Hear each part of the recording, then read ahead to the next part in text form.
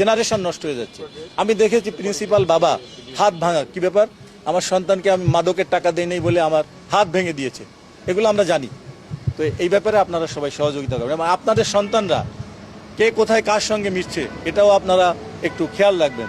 Police service থেকে শুরু করে ফিল্ড লেভেল থেকে সবাই চাচ্ছে এটা ভিজিবল পোশাক, কারণ আমরা যখন বাইরে ডিউটি করতে যাই আমার পুলিশের এই পোশাকটাকে ওইভাবে মানুষের চোখে পড়ে না। তো আমরা চাচ্ছি সরকার ব্যাপারে কনসার্ন, তারাও আলোচনার মাধ্যমে নতুন একটা কিভাবে সুন্দর পোশাক দেওয়া যায় না, ওইটা আমি তো একক সিদ্ধান্ত নিব না, কারণ এটার সাথে একটা প্রক্রিয়া জড়িত আছে। হোম মিনিস্ট্রি আছে, আমাদের সরকার প্রধান আছে, ওনারা একটা কমিটি করে দিবেন হয়তো, তাদের সাথে আলোচনার মাধ্যমে যেটা সুন্দর হয় ভালো হয় সেই রকম পোশাকই আমরা ইনশাল্লাহ দিতে পারবো আশা করি।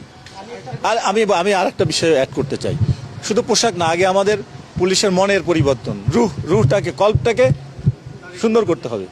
এটা যদি যত ভালো পোশাকই দেন না কেন, আমি যদি আমার পুলিশের যারা ফোর্স আছে, আমাদের অফিসাররা আছে, তারা যদি তাদের হৃদয়টাকে যে প্রকৃতপক্ষে সেবক হিসাবে কাজ করতে না, তাহলে কিন্তু এটার পোশাক পরিবর্তন করেন যাই করেন, অনেক অস্ত্র দিলেন, অ্যাপারেটাস দিলেন, কিন্তু কাজ হবে না। আগে আপনার পজিটিভ অ্যাটিটিউড থাকতে হবে যে না, আমি সমাজে শান্তি প্রতিষ্ঠা করতে চাই।